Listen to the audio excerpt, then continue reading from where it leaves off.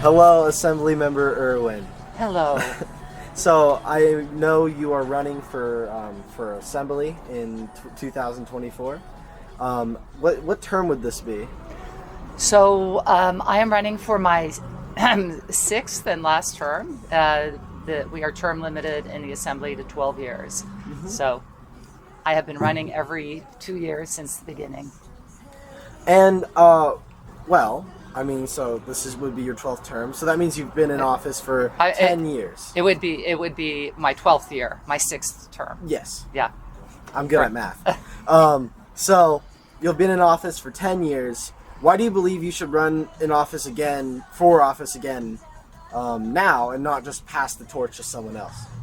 10 years is a long time. Well, 10 years is a long time, and we are term limited to 12 years. Obviously, I have an incredible amount of experience after serving on the Thousand Oaks City Council for 10 years and serving in the state legislature. And that background helps me pass better legislation.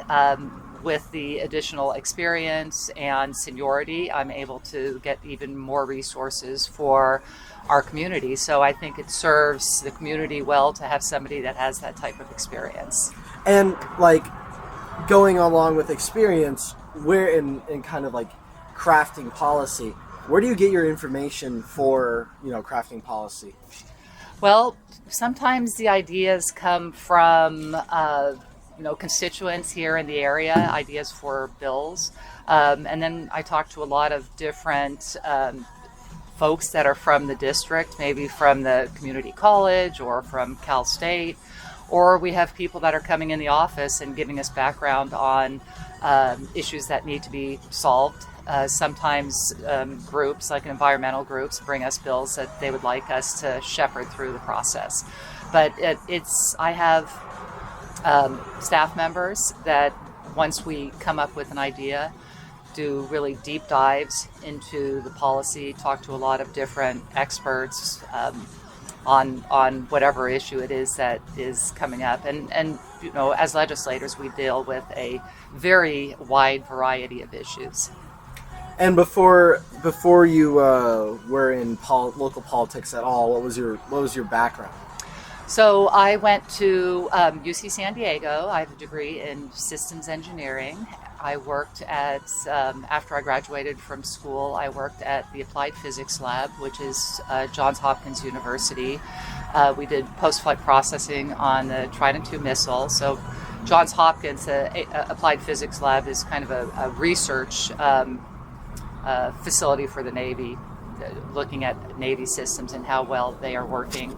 After that, my husband and I moved back to the San Fernando Valley, and I worked at Teledyne Systems Company and did rapid display prototyping for helicopter and fighter and fighters. So at that point, I had 3 kids, and we moved out to this area. So I've been here since '96 or 95 or so, the end of 95. And so I did a lot of volunteer work at TO High School, Padronia, and Redwood. Started after school enrichment programs. I was the president of the youth football organization. I helped raise money at the PTA. And so I had a long history before I went into politics. And, you were talking about, working on helicopters and all this stuff. Did you ever apply any of that into your own legislation? Any I don't know, helicopter laws? I don't know. Well, I think that as an engineer, you bring a different perspective to the legislature, because we tend to be, engineers tend to be more logical and bring kind of that logical perspective to legislation. So a lot of times with legislation, it sounds really good. It's something that would be great if it could be implemented, but I look at it in a way of, does this logically make sense? Are we going to have the outcome that we want? Are there unintended consequences? Sometimes there's a small group of us that call ourselves the spreadsheet Democrats, do these numbers actually add up? So I think having that kind of mathematical, logical background is helpful in the legislature. Okay. And moving on, I do want to get back to the word spreadsheet Democrat and do the numbers add up. But I want to ask you, you've passed, on your bio it said 86 laws into state Congress, state assembly. What would you say were your biggest accomplishments? What would your biggest law, most proud law that you've passed be? I think probably the most impactful law of all those is it's called 705 and AB 705, and this was something that I became aware of before I was even in the legislature, and that was that students from this area that were going to local community colleges were spending an average of 6 years there. Very few, very small percentage were able to get through in 2 years if they had the desire to go to a 4-year school.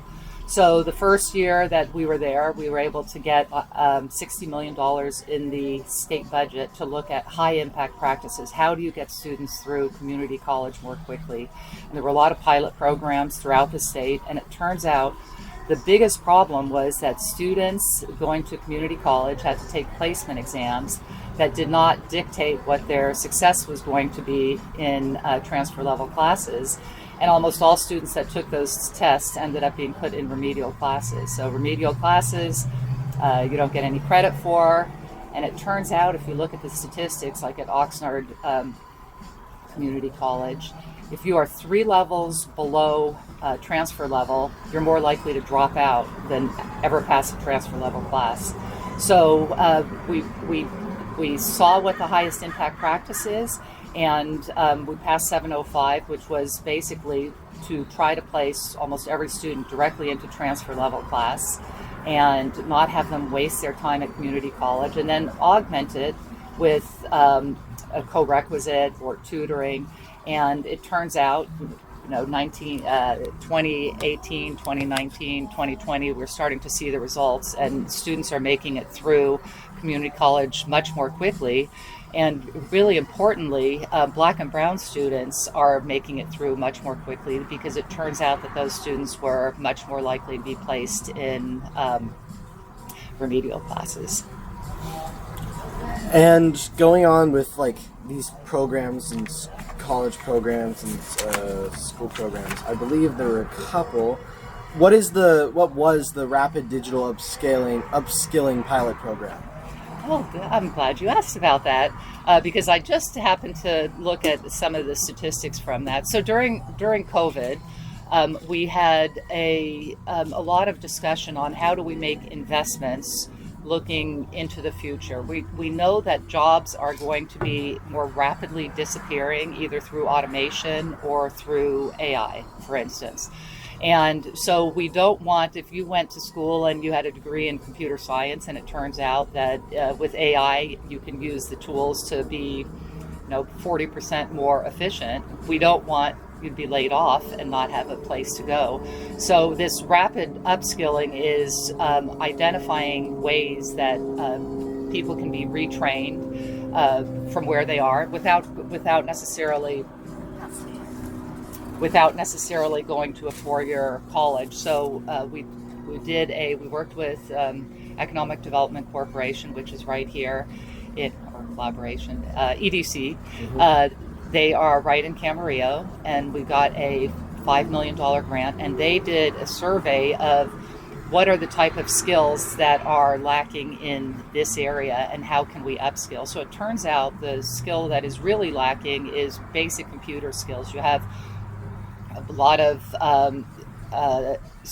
students, or I should say adults, in areas that might be working with, and they don't have any real skills to even turn on a computer or figure out how to work a spreadsheet. So that was the first area that was focused on, and I think 300 people have been upskilled to learn how to operate a computer and with basic skills. They all also got an iPad, a Chromebook. And we see the letters from it's a lot of women that were working in low skill industries, that they have much more opportunity at work now that they know how to use a spreadsheet or use email. The other portion of the program was to take, let's say you're working at a company and they don't need your skills anymore, but they need somebody to do cloud computing. So we had 2 programs that provided certificates, either through AWS or CompTIA. And I think there was about 50 people that went through that program. And finally, for small businesses to kind of digitize, help them transition to a more a more effective workplace. So this is really about making sure that we have a way to constantly upskill people to the skills that they need to survive in the current economy. And I might have missed it, but how does this all go into AI? What's the plan with this program to pushing for, better integration and mostly protecting jobs from AI? Because, this is, especially in the next couple of years, AI is just booming up, and, you're probably going to be given some talking about, at least, legislation that involves the regulation of AI and all of that. Right. So the upskilling is really the idea that as AI, we are not going to be able to stop AI, and there's a lot of scary things about it. If you're talking about the disappearance of jobs, that's a huge concern, especially for us in the legislature. And bias, if you're concerned, all those things are really scary, but AI can solve a lot of problems too. It can make your job easier. It can be a tool. But what we want to make sure is that the school system figures out that if your job is replaced by AI, now you have this skill set. How do you upskill to jobs that are now available?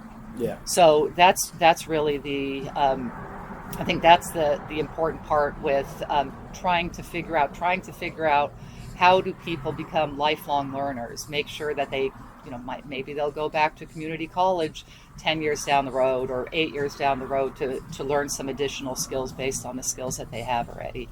But as far as you were asking about AI regulation too, that's like a big issue across the country. I am the co-chair of the National Conference of State Legislatures Cybersecurity, AI, and Privacy Task Force, and that's the discussion everywhere. What type of regulations do we put in place to protect us, to put guardrails on? Anyways, so we're all talking about how is it that we should be regulating AI, and it's not really clear, because I think what we want to do is we want to protect people, and we want to make sure that you avoid bias, but you don't want to put such tight guardrails on that's, let's say in the state of California, that's the developers of AI decide that they have to move someplace else to really robustly use AI to solve whatever problems that they're solving. And I do have a bill that's that I'm introducing to regulate AI, and I think there's 40 bills out. So what's the main points of your bill? Like, what are the main points are, and the easiest way to explain it is that when you do, let's say, clinical trials for medication, very often in the past you might have a population that you tested medication on that was, let's say, white suburban males.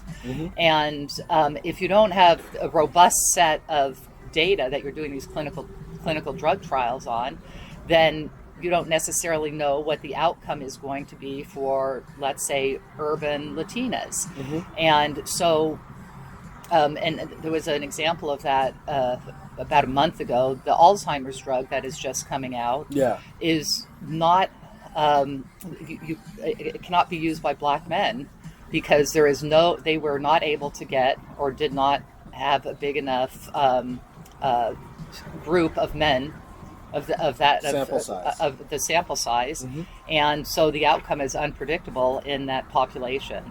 And so when you take now you think about training AI models, for instance, I would like to use AI to figure out how to best deal with somebody's heart conditions, or if you're going to be having surgery. We want to make sure that when those AI models are trained, that there's complete transparency on what they were trained on. So that it's very similar to a clinical trial.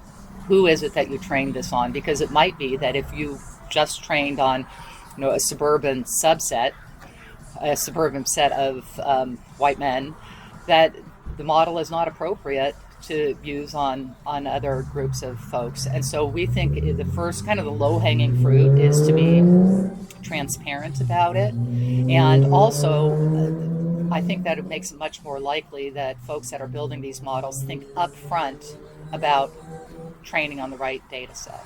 Do you get it? Yeah. I do want to, we could talk about AI all day, right?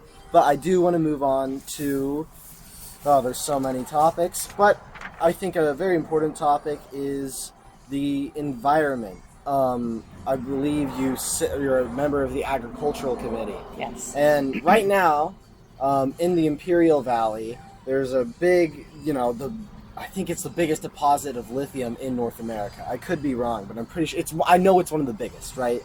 Imperial Valley. What is your position on developing the Imperial Valley into the Lithium Valley? That's what I believe the Blue Ribbon Commission called it, in the Salton Sea region. How are you going to mitigate risks from the Salton Sea toxic dust? How will the state mitigate public health concerns that stem from the shrinking Salton Sea?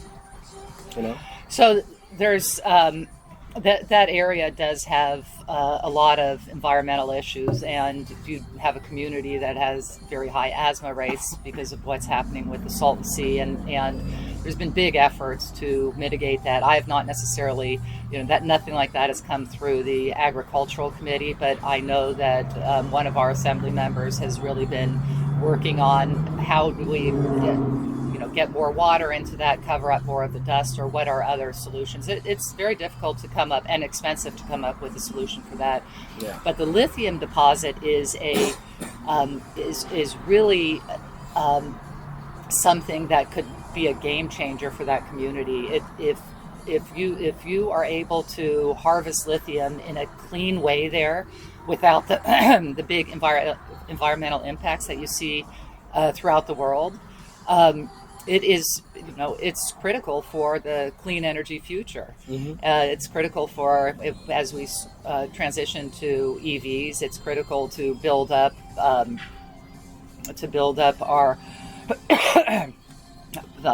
like I said, our clean energy future. And the way that they're talking about right now, harvesting the lithium is getting it out of the water, and what should be, as long as there's enough mitigation, should be not detrimental to the environment. Yeah, and I believe somewhere on your website you were talking about promoting renewable energy resources from local brine, and I've talked to a lot of scientists about this.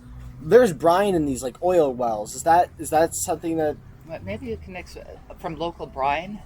Brine is the water that you're talking about. Yeah. So on the website we were talking, I think the thing that was mentioned was the brine line. Are you talking about the brine line? Maybe the brine line. Yeah. So that was a different problem that we were trying to resolve there. So that was not about lithium, but I can talk about the brine line. I can talk about what we did there, or if you would like to. I'm going to move on, actually, but I do want to ask one more thing about the environment.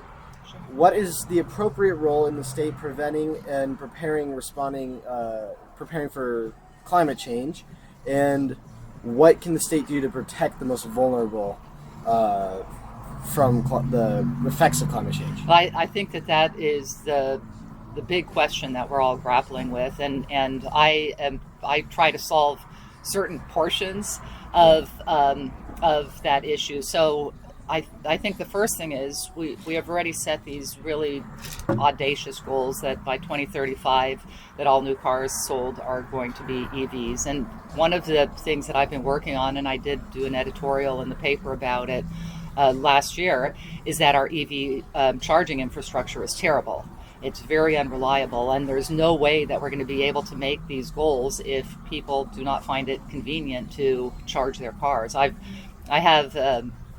drive an EV myself, and my husband drives a Tesla, and it is very difficult for me to find charging outside of the home. So most people are going to have to be charging at home.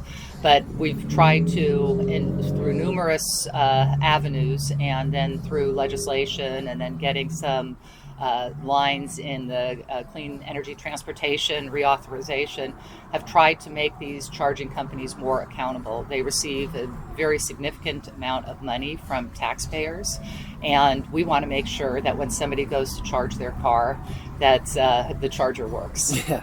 And unfortunately, that is not the case. So I've really had a lot of focus on that.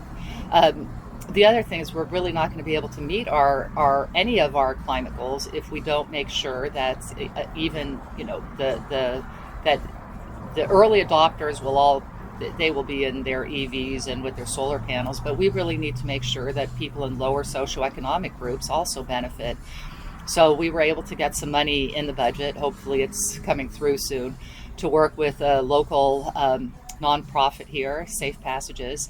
And what we want to do is a pilot program to see how do we solve this issue of getting lower income folks that might be in multifamily housing into EVs. And so we're hoping to get, I'm not sure how many, but 10 families or so into EVs, and figure out what type of infrastructure we can put in close by to allow them to charge. And so, and then that should be a pilot. Just like the upskilling initiative was very much a pilot, and the outcome of that is information about how to do it throughout the state. We would like to see if this pilot can answer some of those questions. But the other issue is the biggest impacts of climate change are generally in these areas where you have the lower socioeconomic groups, the extreme heat that you see in the Central Valley, in the LA area. A lot of lower socioeconomic groups do not necessarily have air conditioning. If you look at sea level rise, a lot of that a lot of areas, will be affecting the people that we really need most to protect. So it's a dual issue. I would say the other thing with getting people into EVs, we're very concerned about lowering carbon. I mean, that's really the whole point, is to try to prevent further acceleration of climate change. But when you get people into electric vehicles, you're also lowering pollution in those high pollution areas. So where you have the poor air quality, which again tends to be these marginalized groups. So there is a benefit to moving more quickly to a electric future. All right. And I want to move on. There's so much we could talk about, but I do really want to move on to the economy. So I believe you are the chair of the Revenue and Taxation Committee? Yes. So I would first like to ask, I believe last year, the fiscal year, there's a state deficit of $68 billion. And I wanted to know what the biggest problems the state is currently dealing with, and what are the solutions that you're pushing? Okay. On the economic side. Yeah, that's so. So we have had, COVID really put Californians through the ringer, and there was a lot of federal money. So the first year of COVID, there was the concern that there was going to be this huge mass layoffs, that we were going to go to 50% unemployment. And so what the feds did is they pumped a lot of money into the economy, and that ended up where we thought we were going to have a $30 billion deficit. We ended up over those years with a $100 billion surplus. And part of that is you had the money flowing into the economy, and you had very low interest rates. And so you had a lot of people making money in the stock market, paying capital gains. You had a lot of IPOs. Just, was a lot of money flowing through. So the state budget relies very much on high income earners, people that claim capital gains from selling stocks or going public. Yeah. And then that sort of created this false high budget. And then the next year you started to see it go down, and then this year all of a sudden you're swinging to 60 $6 billion deficit. So it wasn't last year. It hasn't been resolved yet. But the state they have to have a balanced budget. And so the governor and leadership and the budget committees are working on what type of cuts are going to be made to get things back in line. We swing a lot because of California has always been very volatile because of our dependence on a very small group of taxpayers. Since I started in the state legislature in 2014, we have only had good budgets. And so I think that there is just going to be time for a reset. The budget's grown almost every year. Per student spending used to be, when I started, was $11,000 per student, and last year it was $22,000.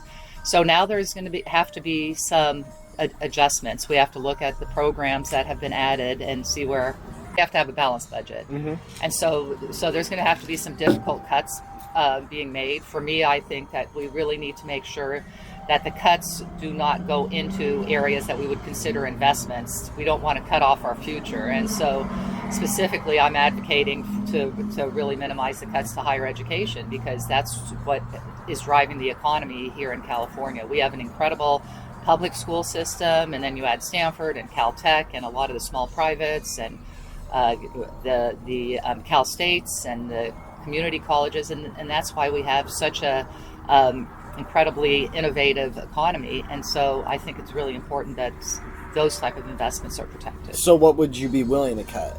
Well, it's not going to be my decision. And, what would you vote on, like in support of something? You know, we all want to look at how do you do things more efficiently. Mm-hmm. Are there cuts that can be made that way? There is we have a $38 billion reserve fund also. But nobody wants to make the first move. The governor doesn't want to, the legislature, to talk about what the cuts actually should be.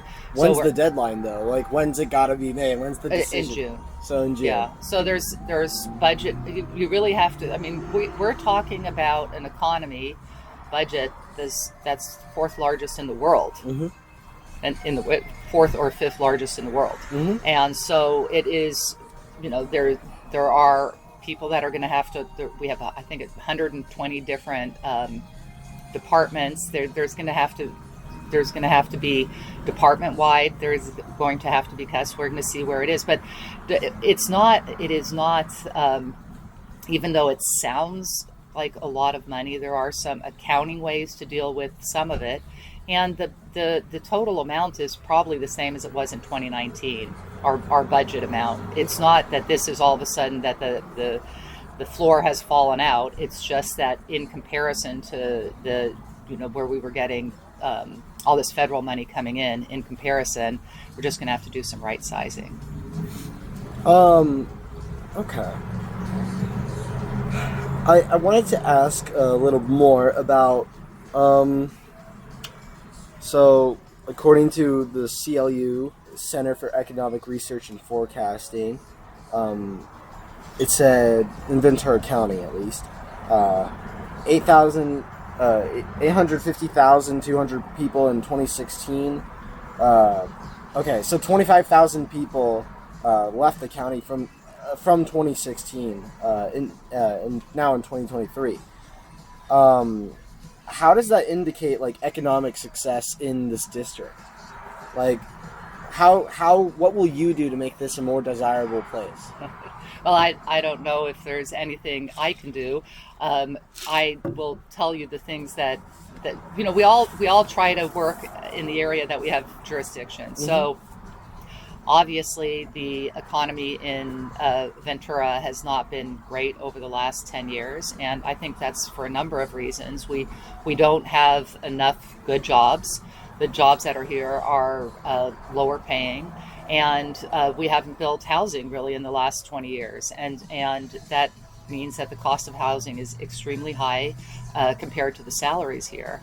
So so I'm always looking at least from the areas that I have control over, what is it that I can do. So one of the first things I did when I was in the legislature is I was able to get seed funding for the engineering program at Cal State Channel Islands. So mm-hmm. That's a mechatronics program. They graduated their first graduates last year.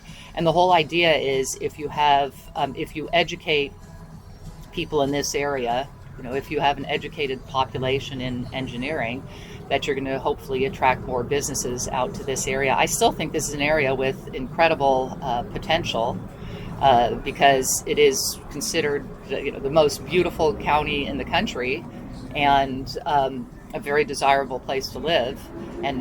But a lot of folks that are, let's say, in this area, Camarillo, Simi, are working at high-paying jobs in LA.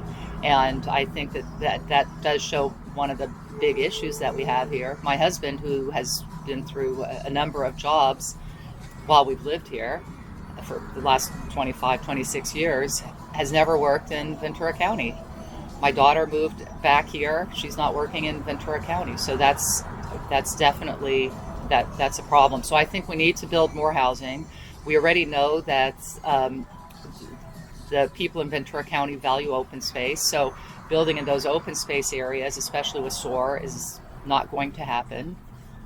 But we need to take on higher density. And you see that City of Thousand Oaks has really taken that mission to heart. And they have 5 or 6 projects that are, going to be built on the boulevard.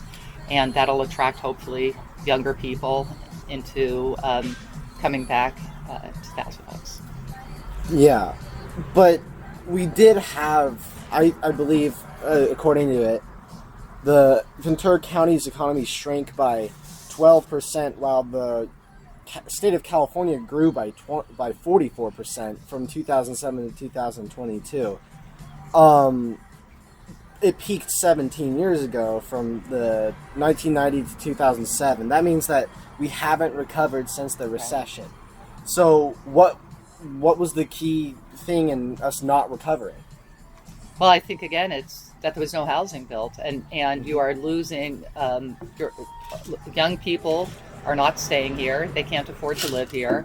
And so companies were not expanding here. But if you look at more specifically Thousand Oaks, I think probably a different picture is painted, because there has been, for even when I was on the city council, there was a big desire to expand biotech beyond Amgen, and Amgen there as a kind of foundation, but that was a perfect place to have to expand, to have a biotech hub like you do in San Diego or San Francisco. And so, what legislation have you pushed over your tenure as Assemblywoman in trying to maintain building housing, especially in Ventura County? But I mean, it's also a statewide thing, but especially Ventura County. If that is the root issue, what have you done to vote? What have you done to help build more houses here? So there's been a myriad of bills that have passed in the legislature. I don't necessarily vote for all of them, because I'm also very concerned about building housing in fire-prone areas, and then people can't get insurance. But there have been an expansion of the opportunities that cities can use. Really, housing has to be, it's not approved by the state. Yeah. Housing is approved by the cities, so it has to be real. And city council members, I know I was on the city council, are often reticent to approve housing because it's not popular among their constituents, and they have to face their constituents in the grocery store. That's local government. So the state is passing more bills to force cities to think more about where can you put housing. So there was a bill that allows conversion of commercial centers to affordable housing. There's a bill that allows religious institutions to put housing on their properties. And have you crafted any bills or any housing bills, or have you pushed or crafted any housing bills? I have. I've been trying to be helpful in getting funding for, helping push funding for things like Project Home Key. Certainly trying to help the cities with what they're doing. But I'm not on the housing committee, and that's just one of the issues that I haven't delved into that much, and it's really difficult in the small cities that I represent. It's very fraught to with these housing bills. That we're very careful. We listen to what the city councils we always get calls from city council members or city managers about some of the bills going through. They really want to maintain local control. So it's kind of a push-pull that the state is saying you have to do more, and the cities are saying that they want to maintain local control. Well, what do you believe? Do you believe that the cities should give up, the state should give more control over the cities and housing endeavors, or do you think that cities should be more autonomous in that regard? Cities have been autonomous for and that's how we got to this point. So, but I think we have to be very careful about the bills that we pass. So how we got to this point? So you mean we should do more state control over that's the direction that eventually, if the cities don't take control themselves, then the state is going to push some things through. So if you don't have, for instance, a valid housing element where you dictate where new housing is going to go, where the zoning is for new housing, then a developer can come in and by right develop something without going through all the city approvals, and you just don't want that to happen. So that helps push the cities into developing these housing elements and planning for where their housing goes in the future. But the state hasn't been great with approving them quick enough. There's a lot of emotion on this issue. Yeah. All right. I want to move on. There's so much to talk about. I really thought when you said an hour that you were kidding. Oh, yeah, no, I am serious. No, I love that you're so interested. Oh my gosh, I think it's fabulous. I'm nerding out here. Okay, I just wanted to ask about, sorry. This app is annoying. Okay. Anyways, I wanted to ask more about going into, you just mentioned Project Homekey. And just down the street, there's a huge Project Homekey project that unfortunately is under a fraud scandal right now, alleged fraud in court. So what are you going to do, if anything, if you have the ability to do, to recover all the money that was lost in the step up on Conejo, I believe that's what it was called. Yeah, I'm not looking to recover the money, but we're in regular contact with the city manager's office to see where we can help. There were a number of other projects that have had the same issues, and there was so much money that went out at once that the department did not do a good job at vetting the different companies. It was really their responsibility. HCD, it was their responsibility. So we're doing whatever we can to help the city on this issue. And the county in itself is currently in crisis. So in regards to transitioning these Project Roomkey people to Homekey, the Panther Prowler recently did an entire center spread on this. All the Homekey projects, the majority of them for permanent supportive housing in Ventura County, seem to have all been delayed.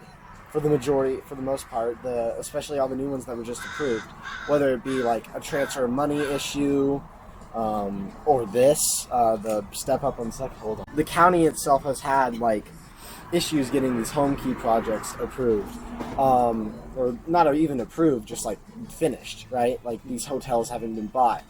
The money's been the money's going around.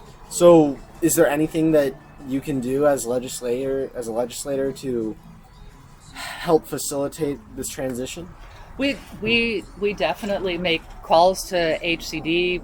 We're trying to keep the projects moving, but some of the projects you're talking about are not in my area anymore. I just go to half of Camarillo. So it's really, we step in when the local governments call us and try to facilitate getting the money out. I mean, like I mentioned, there was a lot of money. This was again one of those big audacious goals, and a lot of money went out at once, and it wasn't necessarily in the most streamlined way. So this is, we want to do whatever we can to get that project built, because it's very difficult for city councils to approve these type of projects. So in the future, No, go ahead. So in the future, how will you try to mitigate future risks of these projects slowing down, you know, like maybe not these ones that are currently going on, but like in the future, and this could be a statewide thing too. How will you make sure that it's an easier transfer of money and these projects are getting done as they're supposed on time? And that's really not under our jurisdiction. We pass laws, and then it's the executive branch and the different departments that kind of the bureaucracy that pushes them through. And the bureaucracy is probably my biggest frustration, dealing with the bureaucracy. So again, we continue to work with the city councils and set up meetings if we can, between city council and HCD. But the thing that we would do is pass legislation to try to make things more streamlined. There has been a couple of bills that are accountability bills, because I don't think there's been enough accountability on how the housing money is being spent. LA has received a lot of money for housing, and they have 2 taxes right now, and there isn't really clear reporting on what it is that's being built. A third of my district is LA, and I just think we need, from the bureaucracy, much more accountability. And that's, I mentioned that earlier, whether we were talking about EV infrastructure or whether we're talking about housing. I mean, we can go down the line of the issues that you have when you have this tremendously large economy employing a lot of people. Well, within the homeless category, you served on the Military and Veterans Affairs Committee for 7 years, from 2014 to 2021.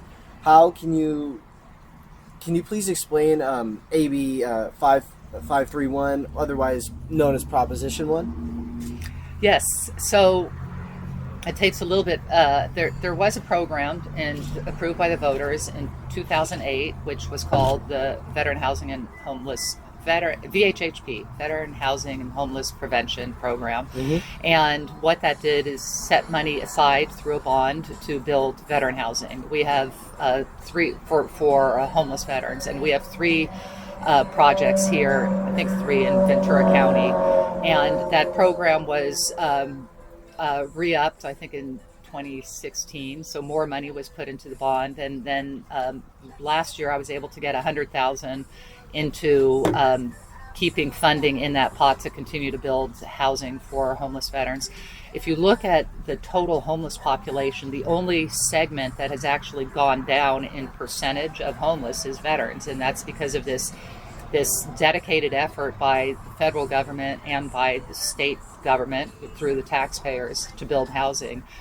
So the governor approached me, and because I was going to put that VHHP back on the ballot, which was just be focused again on veteran housing, and he approached me and said that they wanted to do a big reshuffling of mental health and homelessness.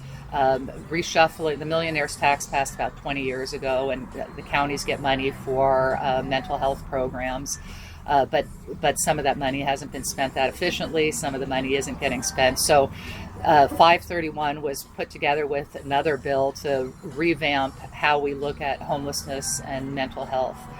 Back in the 60s, all the mental health hospitals were closed. And so I think you can look at the homeless population and say certainly a certain percent there are missing the mental health treatment. What was supposed to happen after those mental health hospitals were closed is that people were supposed to be treated in the community, and that never happened. So Proposition 1 is the idea that we're short 11,000 mental health beds, and that we need to build housing also, and that we need to relook at the mental health program. So it was all put together in Proposition 1, and right now it's slightly ahead. We don't know yet what the outcome is going to be, but it's going to be transformational. And for me, the part that I was really very passionate about is this $1 billion toward veteran housing, and then additional mental health and substance abuse supports. And the mental hospitals.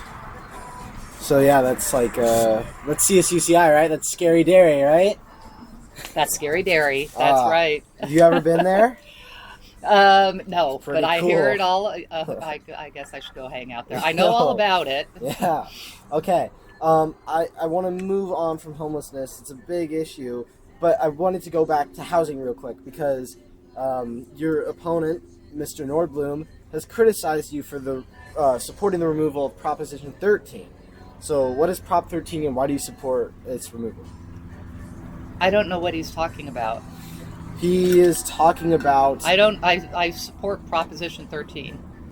I've never supported split roll, and these are the anything that changes Proposition 13 has to be passed by the voters. Mm-hmm. So yeah, he was talking about the equity of the houses in the sense of, you know, when you bought it for $200,000, you're paying the tax for the $200,000, even though the house is worth like $1 million nowadays.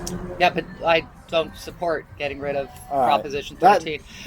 That's what he was telling me yesterday. Yeah, well, I guess you have to. There is any change to Proposition 13 has to be made by the voters, and the voters have had the opportunity to change Proposition 13 by something called split roll, which means allowing their taxes to go up and homeowners to maintain their tax base, but it didn't pass. Okay. And so, I'm not sure where he's going with that. All right. I wanted to ask one last thing, because I know that this is very important for the people in this category. One last thing. How would you encourage industries such as Amgen to stay in Ventura County? They recently laid off a lot of people, and they're building, I think, a facility in Tampa, Florida. So how are you going to help encourage these, especially Amgen, to stay here? Well, I think the responsibility of local government is to create a high quality of life here, mm-hmm. so that the employees want to stay here. Make sure that you have good schools and open space and parks, and that is the responsibility of local government. The responsibility of the state is to try to create a reasonable business environment, but it's difficult because this is not necessarily. There are a lot of issues with doing business in California, but we do have something called the R&D tax credit, and NOL, which is the R&D tax credit is for companies such as Amgen or startups that allow them to deduct research and development money. So it's a huge thing for the biotech industry. In 2020, the governor had suspended it, and so there was a group of 3 or 4 of us that worked really hard to get it back into the budget. So it's just a way that these local companies are able to lower their total tax burden, and that's the best you can really do as a state. I would say lowering the tax burden there, and then the other thing is, going back to what we talked about originally, the thing that makes California so attractive for these businesses is to have a highly skilled population, and so it's important to continue to invest in education. And one of the I think one of the bright points is that Moorpark has developed some biotech degrees, mm-hmm. specifically to meet the needs of Amgen and all these startups that are in this area. And those are the type of things that we need to look at. To keep the company here, it requires joint effort from locals, colleges, and then all the way up to the state level. And I wanted to ask you about moving on.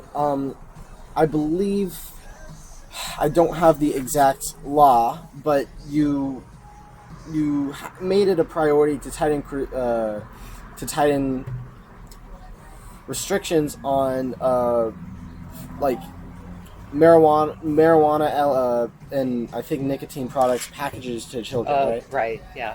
Could you explain that just a little? Yeah, and it's what we have seen is that there are cannabis products that have labeling that's very attractive to children. So they'll look like M&Ms, or cartoon characters. So we tried to get a bill to say, if you're cannabis was promised when the proposition was passed that there wouldn't be marketing to children.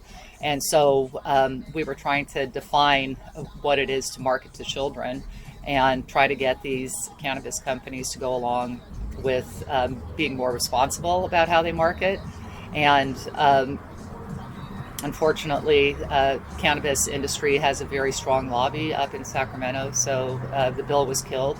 But what we showed was that since cannabis has been legal, the amount of poisoning to children under 5 years old has skyrocketed. Mm-hmm. I mean, and it's exactly coincides with the legalization. And so we think the industry should take responsibility and be more careful with their packaging.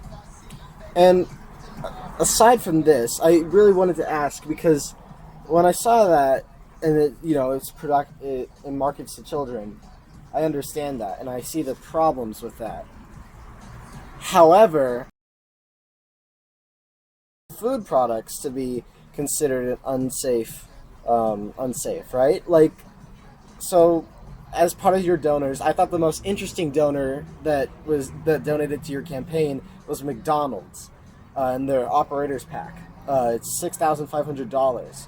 According to the California Department of Public Health, close to 1/3 of all children in California are either obese or overweight. So how would this sway you legislatively when voting on health standards for the culinary industry, for the protection of the children? McDonald's famously marketing to children, got the Happy Meal. Yes, and I mean, it's all, we're bordering on whether we're a nanny state or not. That certainly is the responsibility of the parents. There are some laws that have passed about requiring the total number of calories that is in the Happy Meals or the food that McDonald's is serving. But I'm not sure how. For me, the cannabis is something that is very clearly sending kids to the emergency room. If you talk about the epidemic of overweight, we could talk about regulating soda, regulating McDonald's, regulating, any of these restaurants that sell these high-fat meals, high-caloric meals. Mm-hmm. And at a certain point, people have to take personal responsibility, and we can't legislate everything. But what about the marijuana? Because isn't that a personal responsibility as well? Well, that's not supposed to be. I mean, that's like cigarettes. Food is not illegal for fast food is not illegal for people under 21. Mm-hmm. Cannabis is supposed to be when Prop 63 passed. It was clearly that this was something that was for adult use. All right. I wanted to move on to a couple things. I had a quick... I'm going to interrupt for one because you need to be in camp at 11:15. Yeah, or 11:20, yeah. Okay, it's What? 5:11. Okay. So maybe 10 more minutes? Yes. Okay. We'll do some quick fire questions. Just quick questions. Why did you decide to vote against these bills or abstain? I have 3. So we have Bill AB 1078, which was signed by Newsom. Actually, the Panther Prowler got to interview Gavin Newsom about this exact issue. Oh. He was promoting this bill. But the bill it prohibits school book bans due to it featuring or being written by minority groups, particularly LGBTQ communities. And you abstained from this bill. With that bill, I think that was last year. Mm-hmm. I think it was when I had COVID, because Okay. I would vote for that bill. I missed In September. It was like in September. It was in September. Yeah. I missed the heaviest 4 days of voting. Yeah. And so I had a whole bunch of abstains. All right. I presume that's the situation, but Mm-hmm. we could. You voted against the decriminalization of certain hallucinogens, and I know this bill was vetoed, but I wanted to know why you opposed it. I think that what we've seen with cannabis is that that it wasn't well enough thought out. Again, when you were talking about the marketing to children, the THC levels have never been, they're not regulated here. Mm-hmm. The amount of cases of children's poisoning, but also teenagers and others that because of the high THC levels are going into the ERs with this throwing up syndrome. And so there's a lot of sectors of the public health arena that think that we should have had tighter restrictions around cannabis. So I think with the hallucinogenics, there's definitely some. I think there are potential positives, especially for people with PTSD. But I would really like to see it prescribed by a doctor before you take the next step. Because if you look at cannabis, it was first medical marijuana, and then there was legalization. I think it's really important to not go into complete legalization without taking that step first to see through studies how does it really help folks. And then the last one was this one was also in 2023, and I don't know if it was in September or not, but this one you abstained. Requires certain universities to share sports revenues with student athletes. Yeah, there is. I didn't think it was appropriate at that point for the legislature to weigh in because the NC2A was already going through the process of deciding how this was going to work. But really, for me, and athletes they're definitely getting paid, and NIL, which passed a few years ago, is allowing the athletes that to get paid for their image, selling their image. But I come from a minor sport. I swam in college. I was a Division III athlete, and my kids, all three of them, participated in sports. And my real concern was if you didn't really carefully think out, how much you were going to be paying football and basketball players.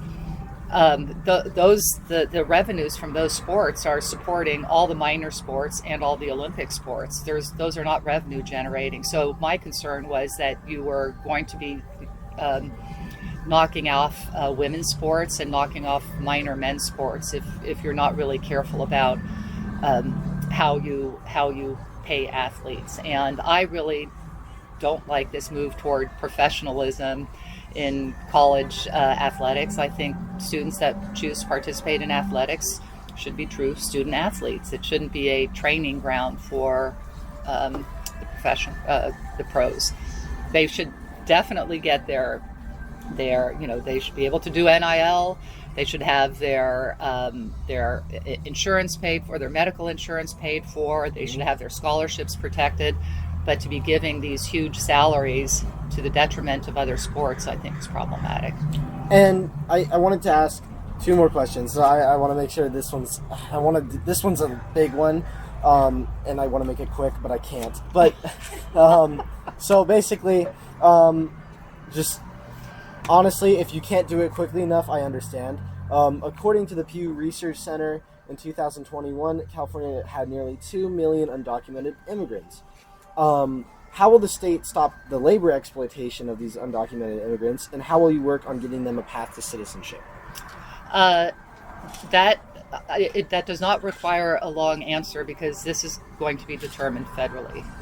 This is really out of the state jurisdiction, and I think it's very unfortunate that there have been a number of times where the feds have, in Congress, they have come close to coming up with a comprehensive immigration reform, which includes a path to citizenship, and politics has killed it every time. And I think that is really unfortunate. And I think the biggest tragedy, if you look at, is looking at these DACA students that have, a lot of them don't even know their country of origin. They're Americans in every sense, and somehow we haven't even been able to bring them into the fold because of politics. So I would need to be at the federal level before I could give you the full answer on why that doesn't get done.